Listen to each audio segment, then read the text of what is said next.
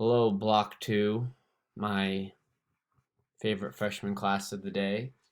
Yes, for those of you asking, you are my only freshman class of the day.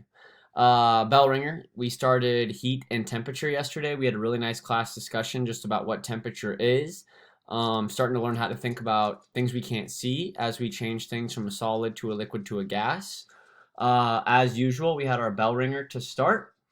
And with that being said, I have some answers to go over here. I'll kind of explain my thinking.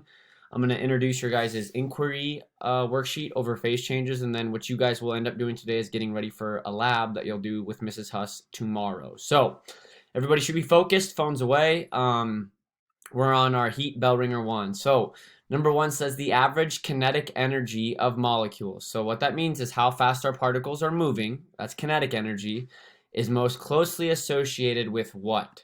So in my mind, I know that as particles move faster, the temperature is what goes up. So that is most closely associated with temperature. Temperature is how fast are particles moving. Number 2, what state of matter has a definite volume? So I know that solids are a definite volume, as are liquids, because I dump 20 mils into something else. It's still 20 mils, but takes the shape of its container. If I have a specific block and I put it in a beaker, it does not fill the block. Okay, so takes the shape of its container, gives away that this is a liquid. Sorry for the break, everybody. I had to go change a diaper. Number 3, the particles of a solid. So if you need to, go draw yourself a little picture over here. All those particles nice and packed in together are rigid in fixed positions with low temperatures, sometimes, but not all the time. There's plenty of things that can be a solid at high temperatures. High energy, no. We know that those particles aren't moving around. They're pretty stationary, which would mean they're A, relatively low energy. Number 4 is one of the most missed questions I'll give on quizzes and text, or quizzes and tests. Number 4 says, which has the highest kinetic energy? A lot of kids fall for the first one because it has a lot of coffee, but the answer is actually the last one. 10 mils of coffee at 32 degrees Celsius. That is the highest kinetic energy because those particles are at the highest temperature. Therefore, those particles are moving the fastest. Speaking of particles being heated up, 5 says, as a sample of matter is heated, its particles, if we go look right here, its particles we know as it heats, they keep speeding up, which is mostly letter C. They move faster and faster. Number 6 says, according to the kinetic theory of matter, that's what we talked about yesterday, particles in a solid are, we know the kinetic theory of matter says everything's in motion. It just depends on how much. So particles in a solid are, we have not yet talked about Bose-Einstein's condensate. That's a very special topic. Solid particles are not moving rapidly away from each other. A and B are both in a fixed position, which we know is true, but A says they're not moving, which we know is false. B says in a fixed position but constantly vibrating in place. Number 6 is indeed letter B. Backside, number 7.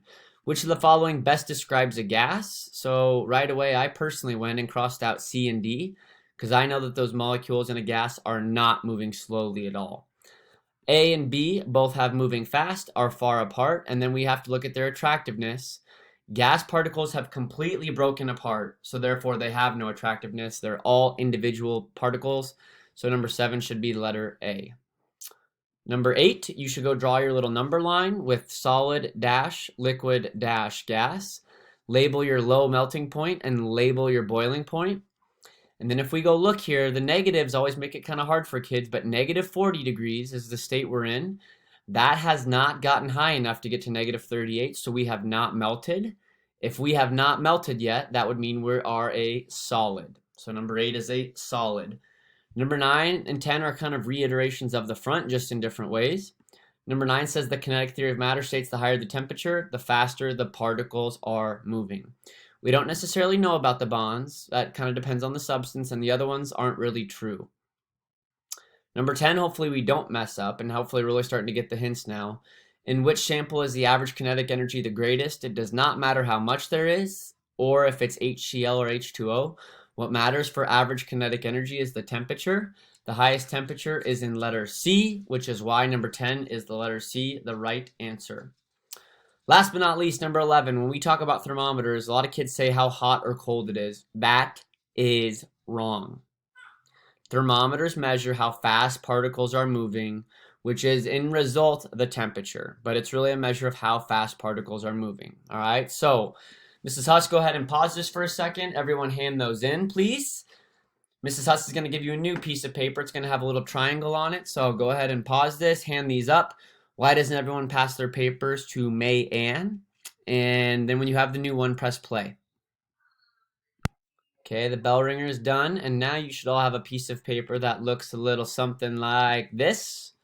If you guys look at the top, this is our chapter, Heat, Temperature, and Energy. This is a phase change exploration worksheet. So I will be blunt. A lot of kids aren't used to thinking on their own, so I know that I need to keep helping us learn how to inquire and develop things in terms of our own thinking processes. So you'll see up here that we have a solid, a liquid, and a gas. You'll see the different particles like we've talked about, and then you'll notice that we have all these phase changes. Now, we haven't really defined that, but again, what a phase change is changing from one state or one phase of matter to another.